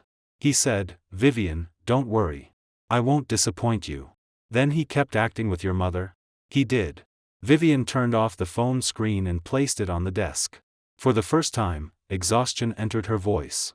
Every month, he transferred 28,000 to my second aunt. He saved the remaining 32,000. He doesn't know the relationship between my mother and his mother is fake. Even now, he doesn't know. How are you sure? Because last night, I checked the chat records between him and his mother. She reopened the phone and turned to another page. The version his mother told him was, "Your cousin's company needs someone. Go try." Compared with his mother's chats with my mother, the stories don't match at all. The information on both sides is misaligned. He is the only one standing in the middle, treating two crooked lines as one straight one. I leaned against the edge of the desk, arms crossed, piecing everything together. Linda's son and Marcus's mother had known each other for years. They were not cousins. Only old neighbors. To get Marcus into the company, Linda invented a distant relative story. To Vivian, she said Marcus was her second aunt's son. To Marcus, she said Vivian was his cousin. Both sides thought the other was building the relationship. From beginning to end, Linda was the one who built the stage. "What does your mother want?" I looked at her. Vivian leaned back in the chair and closed her eyes briefly. "She wants Marcus to come manage tech for me so I can focus on mergers and acquisitions. She wants to get more dividends when the company grows. She wants me to give her more allowance. She wants to arrange a more respectable job for her son." She opened her eyes. At the corner of her mouth was a bitter curve. "What she wants is for me not to think this family depends only on you, an outsider." Outsider. She said that. Not me. The room was quiet for a while. Old books on the shelf released the smell of aged paper and ink, mixed with the faint scent of mothballs from the coat. I walked over, picked up the coat from the shelf, folded it properly, and placed it into my canvas bag. "I'm taking it." And that book?" She hesitated, then handed over the 5 years of Gaokao, 3 years of simulation. When the pages opened, a small note fell out. It was written by her in the hospital corridor back then. The handwriting was young, the strokes still rounded from high school. Today a boy in a number 1 high school uniform came to the hospital corridor. He sat beside me eating a bun and said nothing. My mother was just diagnosed. My father is still in ICU. I did not dare cry because I was afraid I would wake my father. That boy patted my shoulder. Now I can cry. On the back of the note, the ink had once blurred with tears and dried. The paper remained wrinkled, like a road repeatedly crumpled and smoothed. I placed the note back into the book and put the book into my canvas bag. "Let's go," I said. "There is one more person we need to meet." "Who?" "Marcus Zhao's mother." The old village in the northern city was even more worn than the one where Vivian and I had once lived. The alley was so narrow only one tricycle could pass. Electric wires wrapped around poles on both sides like an upside-down spiderweb. Marcus's mother lived on the second floor of a self-built house. The stairs were steep and narrow. The railing was wrapped with shiny black tape, probably to prevent slipping. Marcus's mother opened the door. A woman in her 50s. A little plumper than in the photo. She wore a dark red sweater, sleeves rolled to her wrists, revealing thin forearms. Seeing Vivian, she froze. Then smiled. "Vivian, you're here. Come in, come in. Marcus said you've been so busy. How did you have time?" Her gaze landed on me. The smile dimmed slightly. "This is my husband," Vivian said. "Ethan Yang." "Oh, Mr. Yang. Hello." She moved aside and let us in. "Don't mind the mess. Marcus doesn't come back often, and I don't bother cleaning." The room was small. A folding table and 2 plastic chairs sat in the living room. On the table was a stack of hospital registration forms and medication receipts, pressed down by a curled-edge calendar. In the corner stood an oxygen concentrator. Its tube lay coiled on the floor like a gray-white snake. Marcus's mother poured water for us and sat opposite, hands on her knees. Her posture was very restrained. That restraint reminded me of relatives who came to our house when my mother was sick. They always made themselves small, afraid of occupying too much space. "Auntie," Vivian spoke first, her tone soft. "I came today to ask you something." Ask. "You and my mother." Vivian paused, choosing her words. "Are you cousins?" Marcus's mother's expression changed for a moment. Not panic. The slight surprise someone shows when asked a question they thought no one would ever ask. She moved her gaze from my face to Vivian's, paused for 2 seconds, then lowered her head and rubbed the web of her left hand. "Your mother didn't tell you?" "She did. But I want to hear it from you." Marcus's mother stayed quiet. Then sighed. The sigh was light, but long, like an old clothesline finally reaching its end, the worn garments swaying down. "We are not cousins," she said. "We were neighbors. When your mother married into the south side, We lived in the same courtyard. Later, I married into the north side, and we barely stayed in touch. 3 years ago, your mother suddenly came to me and said your company needed people. She told Marcus to try. Marcus was doing well at McKinsey then, but she pointed to the oxygen concentrator. My body failed me. Marcus sold his house to treat me. Your mother said he could earn more at your company, so he went. She told you I was her niece? She said you were her niece. Said it would be easier to use the connection that way. Marcus's mother's mouth pulled slightly. Bitter. Self-mocking. I believed it. That is what I told Marcus too. He has always thought you were his cousin. The room was silent. Outside, a street vendor's long cry floated up. Candied Thorn. The sound slipped through the thin glass window in pieces. Vivian's fingers tightened and loosened on her knees several times. Finally, she stood and walked to the oxygen machine in the corner. She crouched and touched the label on the side. Auntie, how long have you used this machine? More than 2 years. It should be replaced. Vivian stood and looked back at her. Her voice was steady. Marcus transfers you $32,000 a month, plus the $28,000 that runs through company accounts. That should be enough for a new machine. If it isn't, call me. Marcus's mother froze. Vivian, what are you? How you know my mother, whether you are my second aunt, none of that matters. Vivian's voice was not high, but every word landed like iron nails into concrete. What matters is how Marcus has performed in my company over this past year. You know that better than anyone. He takes $80,000 a month. Whether he is worth it, you know too. Marcus's mother lowered her head. Her fingers twisted the hem of her sweater. Worth it. Her voice was quiet. That child has been promising since he was little. Peking University. McKinsey. Every step, he never made me worry. If not for me. Don't say that. Vivian interrupted her. You raised him well. I will handle the rest. She took out a business card and placed it on the folding table. This is my private number. If you need anything later, call me directly. Do not go through Marcus. And do not go through my mother. Marcus's mother lifted her head. Her eyes were red, but she did not cry. She looked at the card. Then at Vivian. Then nodded. When we walked out of the self-built house, the alley sky had already darkened.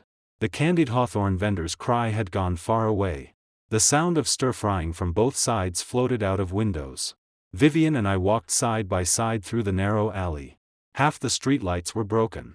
The road beneath our feet was uneven, every step needing care. What are you going to do next? I asked.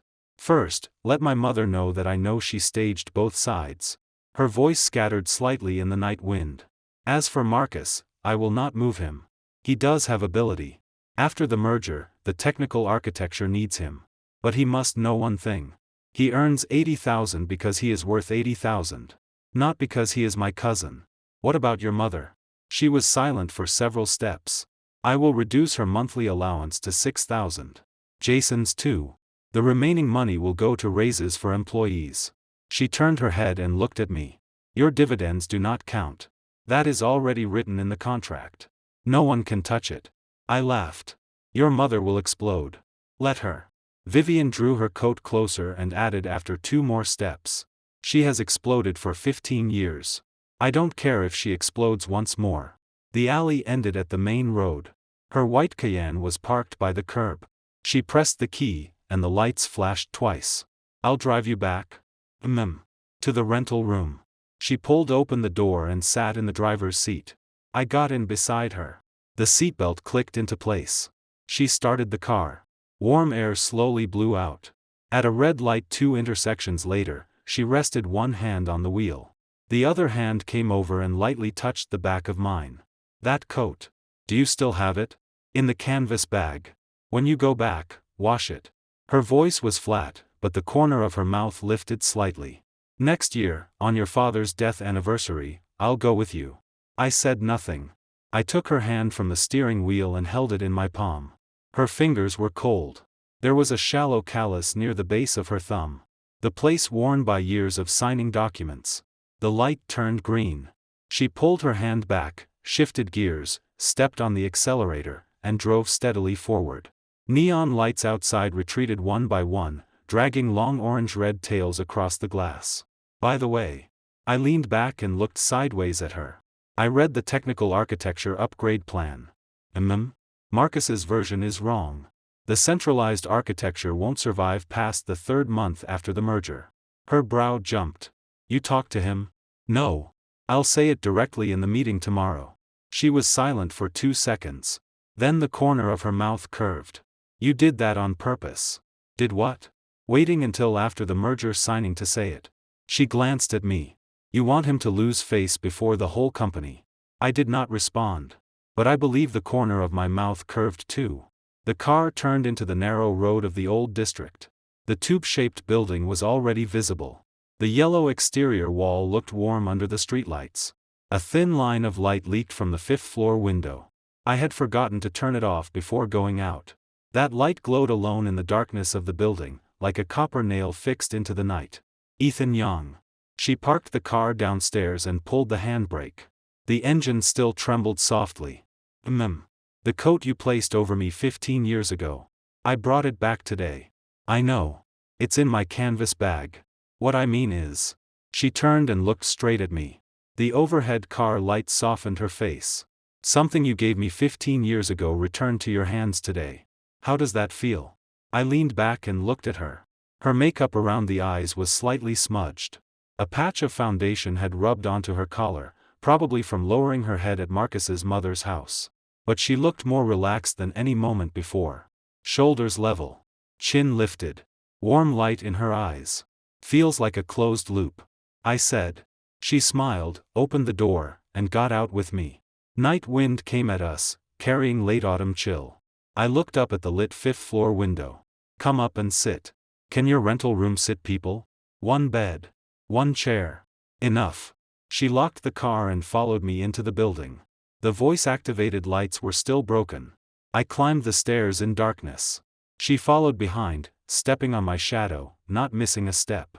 At the 5th floor, I took out the key and opened the door. Then I turned to look at her. Come in.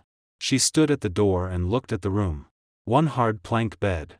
1 folding table. 1 plastic chair. The canvas bag spread on the floor. Then she smiled.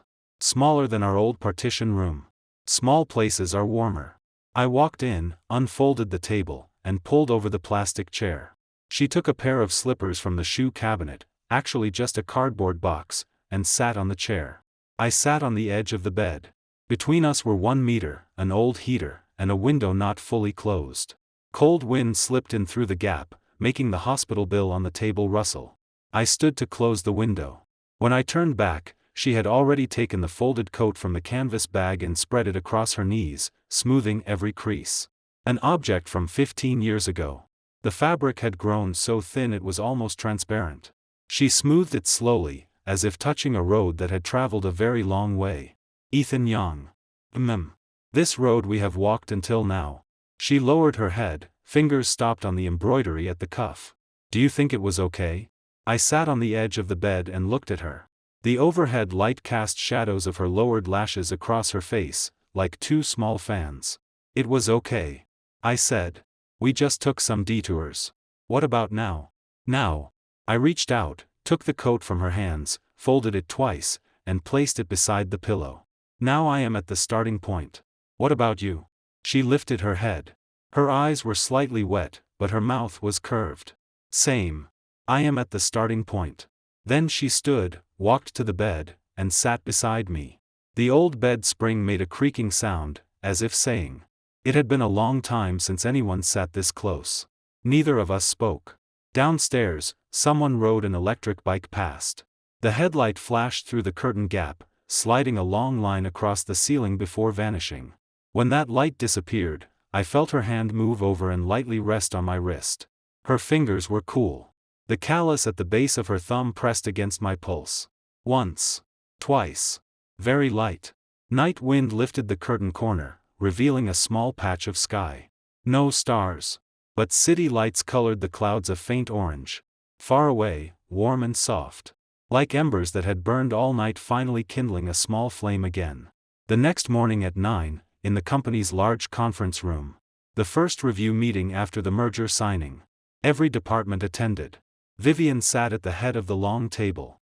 Marcus was on her left. On her right was an empty seat.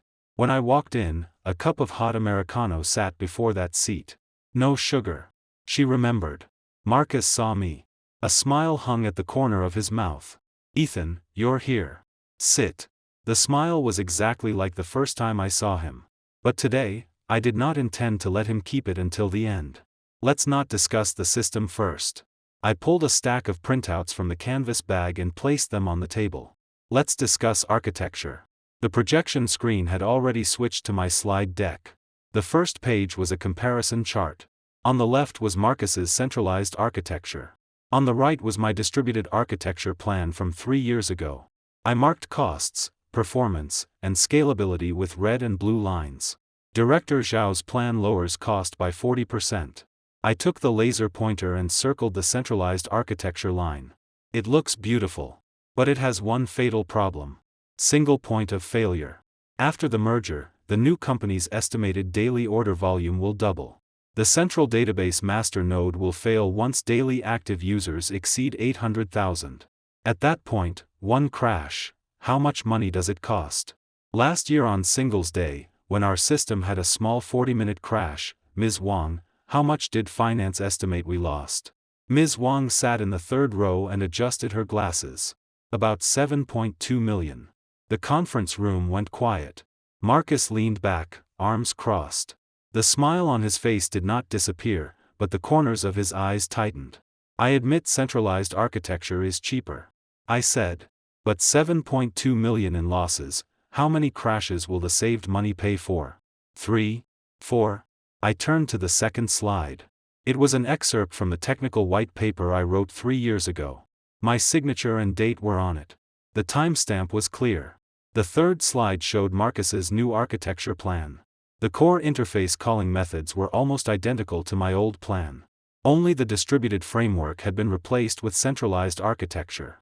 Director Zhao, the core interface design in your plan matches my white paper from 3 years ago by more than 90%.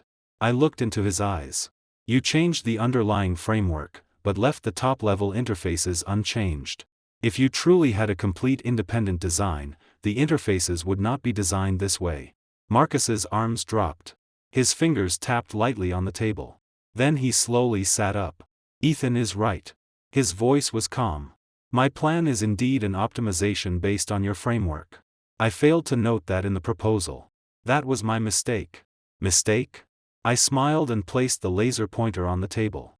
Marcus Zhao, you came from McKinsey. You know exactly what it means not to cite your source in a presentation. He tapped the table twice again.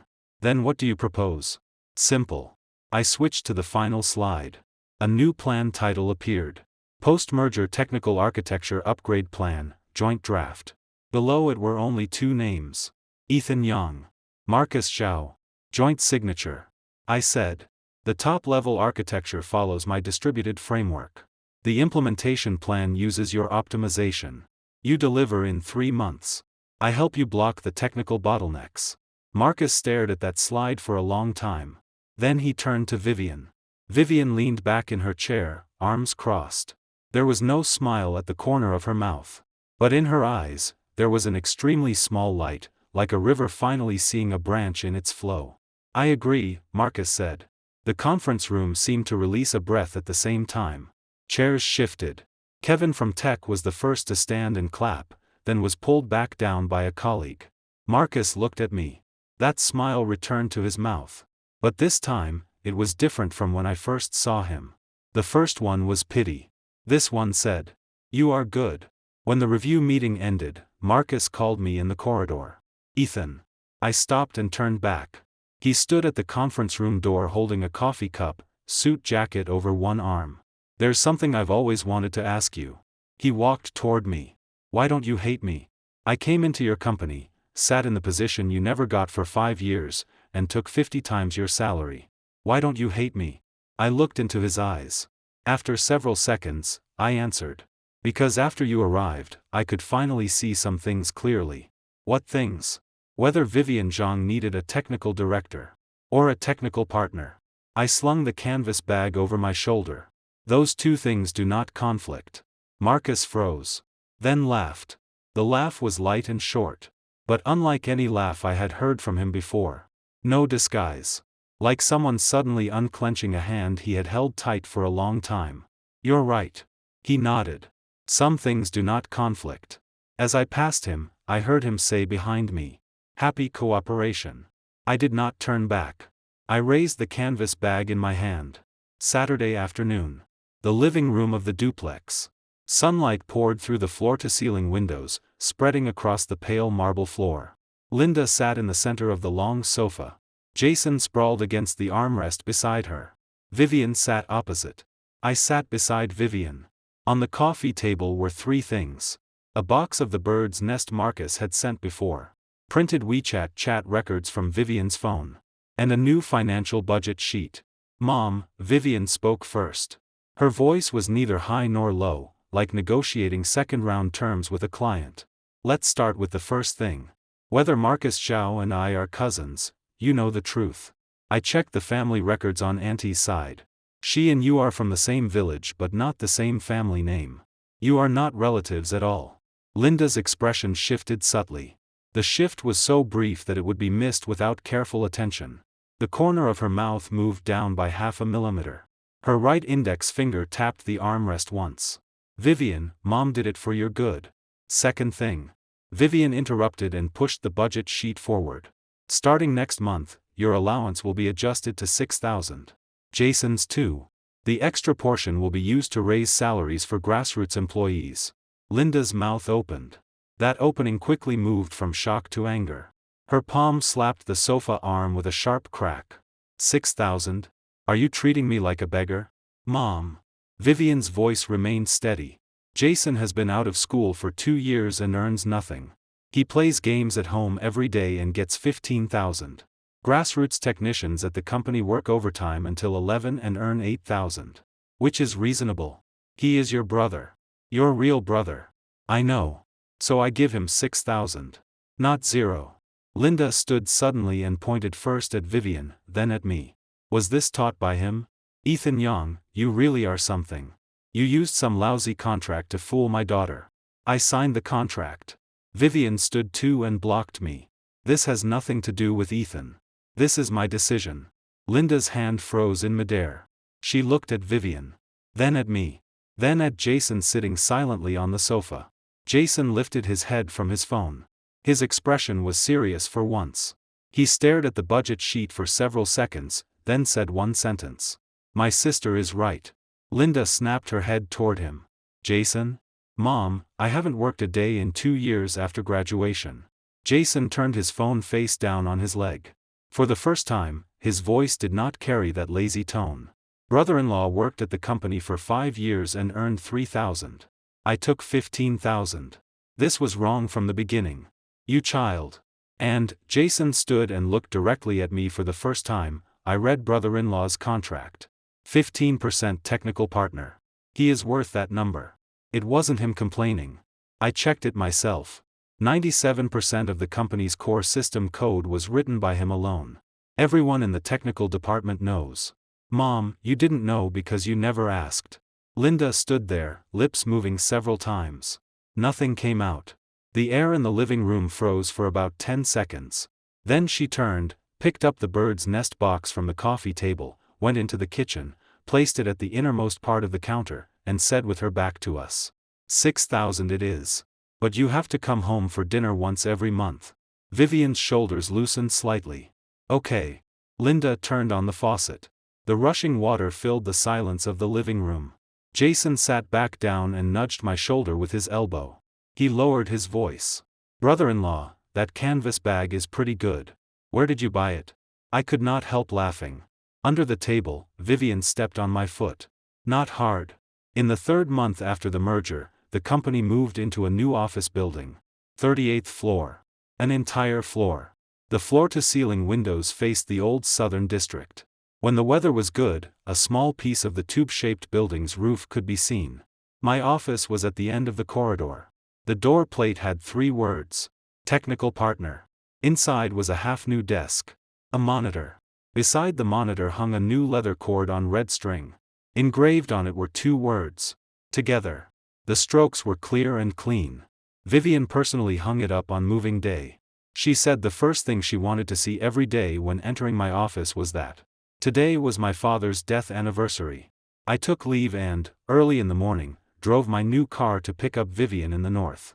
A domestic SUV costing a little over 100,000. Automatic. Enough space. When she got in, she carried a paper bag. Inside were three things: incense, paper money, and a thermos. When the lid opened, inside were steaming pork and cabbage buns. She had made them herself. "You made these?" I started the car and glanced at the thermos. "Last night. I used a little less salt in the filling. Your father liked lighter food." My hand on the steering wheel paused. She had never met my father. But she had asked 3 times what taste he liked. The first time was after my birthday last year. The second was on moving day. The third was last week, after she spent half the night looking at an old photo of my mother. "How do you know he liked lighter food? You said when you were little, your father never used MSG when cooking." She buckled her seatbelt and placed the thermos in the cup holder. "People who don't use MSG usually prefer lighter flavors." The car entered the highway. The city scenery began moving backward outside the window. She leaned into her seat, looking sideways at the passing utility poles and trees. Then she suddenly asked, "When your mother passed, did you cry?" "Yes." I looked at the road ahead. "In the corridor. The time you saw. And after that? Did you cry again?" I thought about it. "No. After crying that day, never again." She reached over and patted the back of my right hand. Her palm was warm. There was still a little white flour on her fingers, probably from making buns that morning. "You can cry again today," she said. "I'm here." I did not answer. "But I slowed the car. Cry again today," she said. "I'm here." I did not answer. "But I slowed the car slightly." In the rearview mirror, her profile was lit by the sunlight outside the window. Her chin lifted slightly. Her mouth curved upward faintly. When the car stopped at the foot of the northern mountain, the sky was fully bright. The poplar trees along the road had turned another layer yellow. Leaves covered the ground thinly, crunching underfoot. I picked up the canvas bag. Inside were the faded navy coat, the tear-wrinkled copy of 5 years of Gaokao, 3 years of simulation, and the old leather cord. The words had almost vanished. But I had never thrown it away. She walked beside me, carrying the paper bag, stepping on my footprints up the mountain. Wind passed through the poplar forest, making loud rustling sounds. It lifted her hair and set it down again. Halfway up the mountain, she suddenly took my wrist. "Ethan. 15 years ago, when you sat here eating that bun." She pointed at the stone step before the grave. "Did you know the person beside you would become your wife?" I stopped and looked down at the stone step. 15 years had passed. Rain and wind had made the stone smoother. This year, the grass in the cracks had grown especially high. "No," I said. At that time, I only thought the girl was pitiful. And then, I squatted, brushed away the fallen leaves from the stone step, and took out incense and paper money. I looked up at her. Then I hoped that girl's parents would get better. They did not get better. She squatted beside me and placed incense one by one into the old ash of the burner. "My father did not get better. Your father did not get better either. But we got better." Her hand stopped. She turned and looked at me for a long time. Wind poured down from the mountaintop. The incense flame bent, then straightened again. Paper money slowly caught fire. Ash curled upward into the sky, scattering like small pieces of black snow. I stood. She stood too. We stood shoulder to shoulder before the headstone. Wind blew the hem of her coat sharply. She reached over and held my hand. Palm against palm. I could feel the callus at the base of her thumb. "Dad," I said, looking at the characters Yonggoan on the stone. "This is Vivian Zhang. Your daughter-in-law." Vivian burst out laughing beside me. "You should have said that 15 years ago. 15 years ago, I was 21. You were only 16. So what?" I turned and looked at her. Wind blew her hair across her face. She used her other hand to brush it away, revealing a slightly sun-reddened face. Her eyes were bright. The edges of her eyes were wet. But not with sadness. 15 years ago, I didn't dare. I said. My voice scattered slightly in the wind. Now I dare. She tightened her grip on my hand. The paper money burned out. Ash settled across the stone step. At the foot of the mountain, villages and roads shrank into tiny blocks of color. Far away. Exactly like 15 years ago. The only difference was, this time, someone stood beside me. When we came down the mountain, it was nearly noon. On the drive back into the city, she suddenly lowered her seat and closed her eyes. Ethan Young, I'm pretty happy today. Because you met my father? Because I finally got to meet your father. Her voice was loose, like she was about to fall asleep. We'll come every year. Every year. She said nothing more. Her breathing gradually became even. The hand resting beside her seat loosened. At the next red light, I took off my coat and placed it over her. It was a new coat. Deep blue. No embroidery on the cuff yet. But that did not matter. Some words do not have to be embroidered. They can be engraved on leather cords. Tucked inside book pages. Held in the palm. Any of those will do. When the car moved again, she turned slightly in sleep. The coat slipped from her shoulder. Instinctively, she reached out and held it in place. A very small movement. But natural. As if even in dreams, she remembered. When something is placed over you, you must hold on to it. Sunlight slipped through the roadside trees and flashed across the dashboard in small squares. In the rearview mirror, the mountain road retreated farther and farther until it became a gray-white line and vanished into the northern hills. I slowed the car a little. Let the sunlight stay on her face a little longer. The radio played an old song. There was static. The singer's words were unclear. Only the melody could be heard. Warm. Like a small stream that had traveled a long way before finally joining a river. I lowered the volume and looked once toward the passenger seat. She was asleep. The corner of her mouth was slightly lifted. Her fingers hooked around the edge of my coat. Her breathing was steady and long. The road ahead was still long. But at last, I was no longer afraid to walk it. That's all for today's story. Remember to subscribe and leave a comment.